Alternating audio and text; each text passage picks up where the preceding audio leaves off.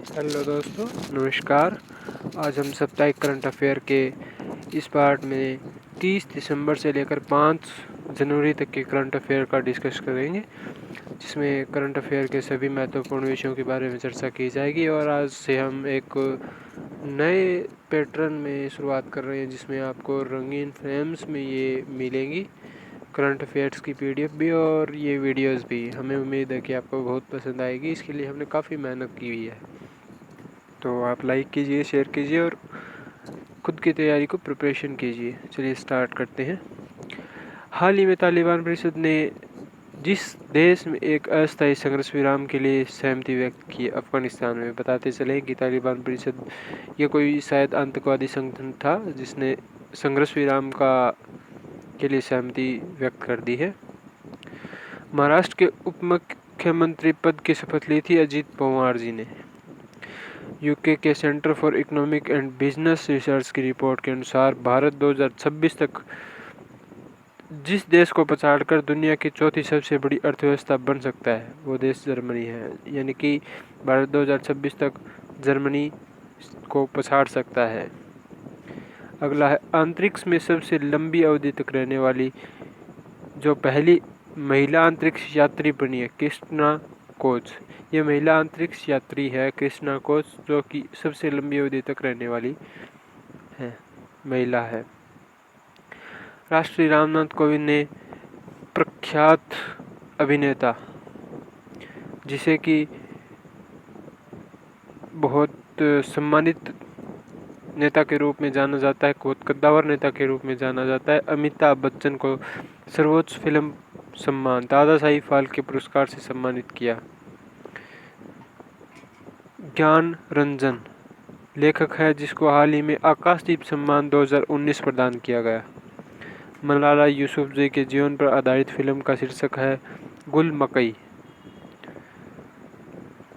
भारत और पाकिस्तान ने हाल ही में अपने परमाणु ठिकानों की सूची का आदान प्रदान किया है।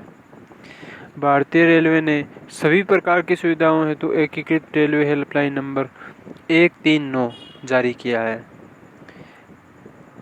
चीन, रूस और ईरान देश ने हाल ही में अपनी नौसेनाओं के मध्य विनिमय एवं सहयोग को बढ़ावा देने हेतु नौसैनिक अभ्यास का आयोजित किया है।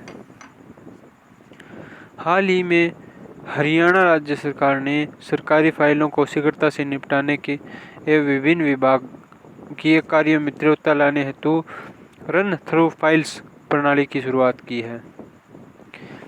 इसरो द्वारा भारत के पहले सोलर मिशन को आदित्य L1 नाम दिया गया है। सोलर मिशन ये जो कि सूर्य के बारे में जानकारी इकट्ठा करेगा।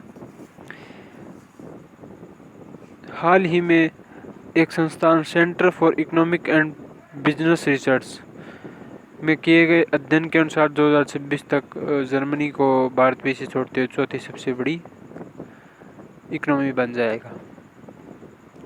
चीन ने हाल ही में नए एवं सबसे बड़े रॉकेट लॉन्च मार्स 5 के जरिए अपने सबसे भारी व सर्वाधिक अत्याधुनिक संचार उपग्रह का परीक्षण किया है।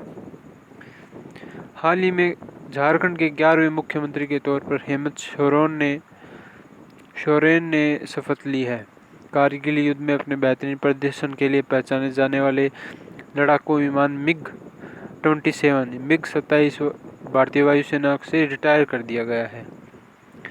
रूस, जिसने हाल ही में अवनगार्ड हाइपरसोनिक मिसाइल को सेना में शामिल किए जाने की घोषणा की है। कोरुन हम्पी महिला शतरंज खिलाड़ी ने हाल ही में वर्ल्ड रैपिड चैंपियनशिप का खिताब जीता है।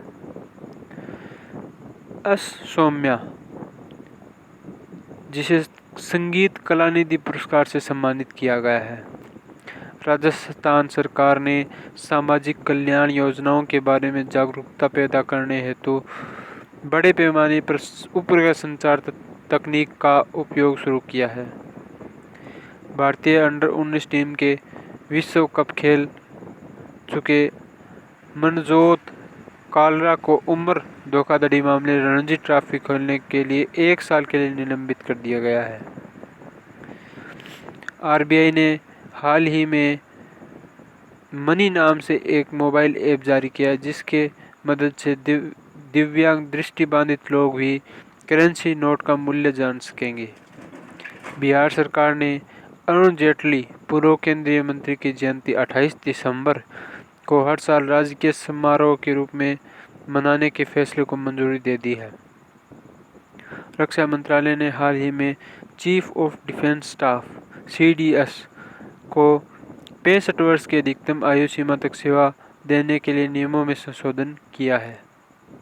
उत्तर प्रदेश राज्य सरकार ने सड़क परिवहन कॉरपोरेशन में महिलाओं की सुरक्षा हेतु दामिनी नामक हेल्पलाइन लॉन्च किया है।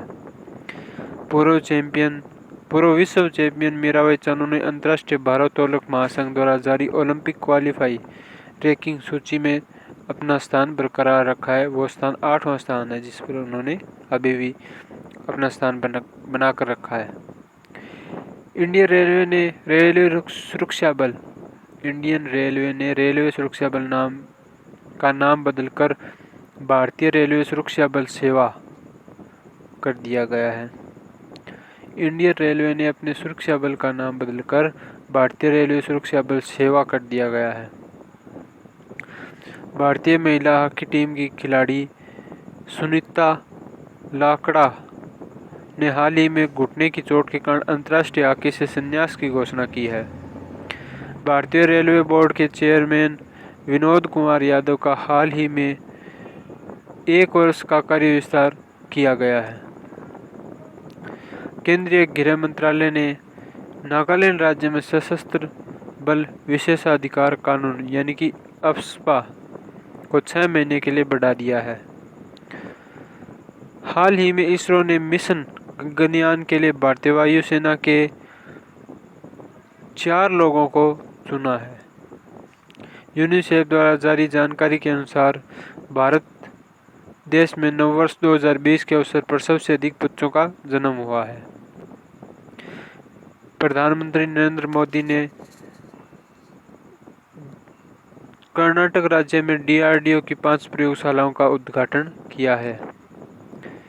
द लास्ट कलर फिल्म को 92वें ऑस्कर अवार्ड के नामांकन चुने जाने के लिए बेस्ट फीचर फिल्म की श्रेणी में शामिल किया है। हाल ही में पलाऊ देश ने कोरल रीफ को प्रदूषित होने से बचाने के लिए देश में सनस्क्रीन पर प्रतिबंध लगाने की घोषणा कर दी गई है। श्रम मंत्रालय ने कर्मचारियों की शिकायत के समाधान और जमीनी स्तर पर श्रम कानून प्रभावी क्रियान्वयन के लिए संतुष्ट नाम से एक पोर्टल लॉन्च किया है। जनरल विपिन रावत के सेवानिवृत्ति के बाद मनोज मुकुंद नरवाणे अगला सेना प्रमुख नियुक्त किया गया है। केंद्र सरकार द्वारा हाल ही में जारी वन स्थिति रिपोर्ट 2019 के अनुसार कर्नाटक राज्य में सबसे अधिक वन आच्छादित क्षेत्र बढ़ा है।